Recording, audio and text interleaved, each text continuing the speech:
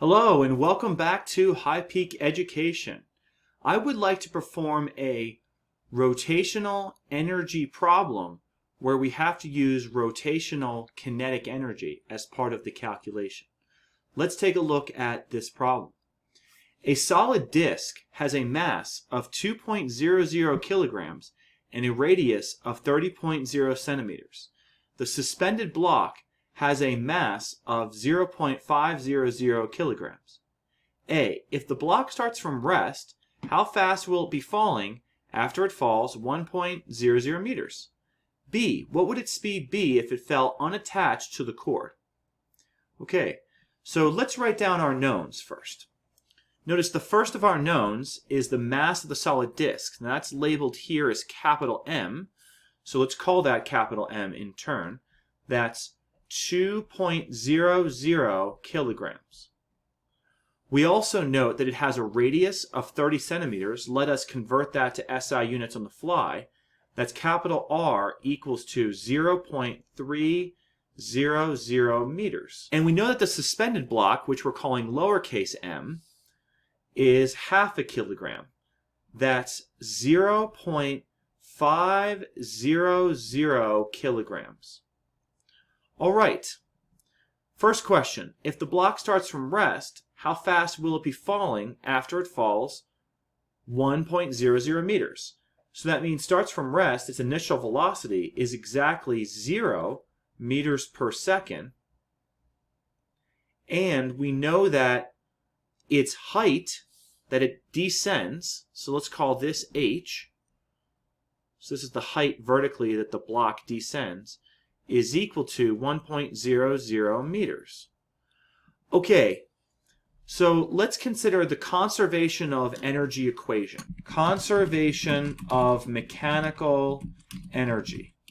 We're going to assume no non-conservative forces at work.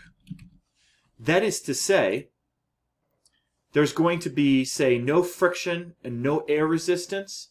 And let's assume this cord does not stretch or anything like that. So this is very much like a Physics 1 problem. It's not extremely complicated or complex.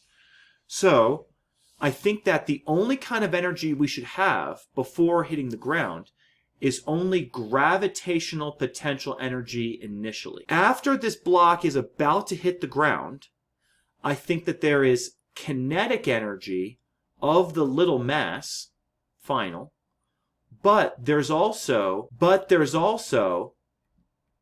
rotational kinetic energy of the big flywheel mass, final. All right, so I think this is our conservation of energy equation. So let's start to write down these terms. This should be mg h initial, and that should equal to 1/2 mv final squared plus 1/2 I omega final squared. All right, so let's consider where this comes from. Notice that the little mass is the only one with potential energy at the beginning. In other words, let's call this location at the ground here h equals 0 meters. Because since we are free to choose the 0 point of potential energy, let's choose that as the ground level. Next, the linear kinetic energy is only of the descending mass. But the rotational kinetic energy is of the spinning flywheel. Now, by the way, the spinning flywheel, we're told it's a solid disk. So in order to get the rotational inertia, since it's an extended object, I should be I of a disk or a solid cylinder. So I of a disk or a solid cylinder. And hopefully you can look this up on a table of rotational inertias. And this is 1/2 big M times the radius squared. And by the way, the radius we're calling capital R, R squared. The other thing we should consider is that omega final is the final angular velocity.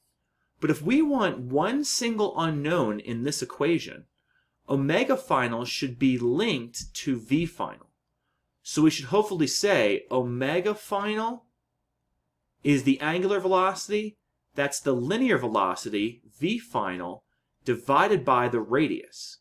That is to say, the linear velocity that the edge of this chord moves divided by the radius, r, is equal to the angular velocity. So we can insert that expression in here for omega final, and then we'll insert this expression, 1/2 mr squared, for this I.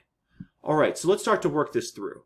This is mg h initial equals 1/2 m v final squared plus 1/2, and then comes in this expression, 1/2 big M big R squared times v final over r, and this squared. Notice we can now modify some terms.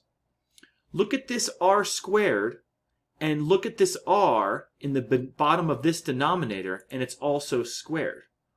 Hopefully you'll see that this r squared and then this r ends up being squared cancel. Furthermore, the velocity final is squared, and that's common to both of these terms. We're looking for the final velocity, so we should probably factor that out. So the method that we'll use, I have mentioned before in this course, we'll use collect. So collect the v final terms together to one side of the equation. That's essentially already done here. Step 2 is to factor. That is the most important step. So we'll perform that step here on this next line. And the last step is to solve. So that is to solve for v final. Let's go ahead and factor out this v final squared. So we'll have mg h initial equals. Now the v final squared is common to both terms, so that gets factored out.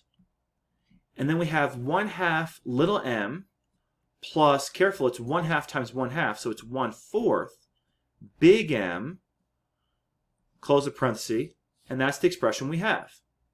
Now, by the way, since there are fractions here and we're going to end up dividing, I would recommend you multiply this equation through by 4. So we'll do that. So we'll end up with a 4 mgh, and then these fractions will be gone. This will be a coefficient of 2. And then we divide and take a square root. So this is 4 mgh initial over 2m plus big M, and the square root of this quantity is equal to v final. So let us put the numbers in, because I think we have all the values. Okay, so the values are 4 times the hanging mass of 0.500 kilograms times g, we always know what that value is, near Earth, that's 9.8 meters per second squared, times the initial height of 1.00 meters. And we divide that by 2 times the hanging mass, that's 2 times 0.5, there's a decimal there, 00 kilograms, plus the mass of the disk, and that's 2.00 kilograms. Alright, so let's go ahead and get this v final. So in the calculator, I will do second square root.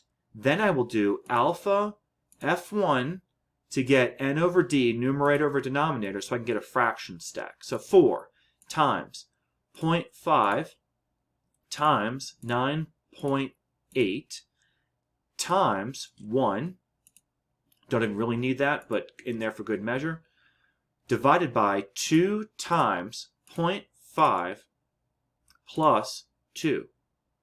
Let's hit enter. Okay, so let's write this down and let's round to 3 significant digits. It's 2.56 approximately 2.56, and that should be meters per second. It's a linear velocity at the end. Now notice the units. These are kilogram meters squared upstairs per second squared divided by kilograms. So that's going to be meters squared per second squared. The square root gives meters per second. So that's the answer to part A.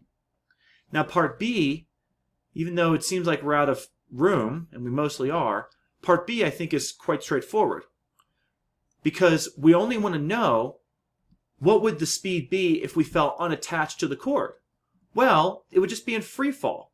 So the idea is that the gravitational potential energy would only equal the linear kinetic energy of the hanging mass.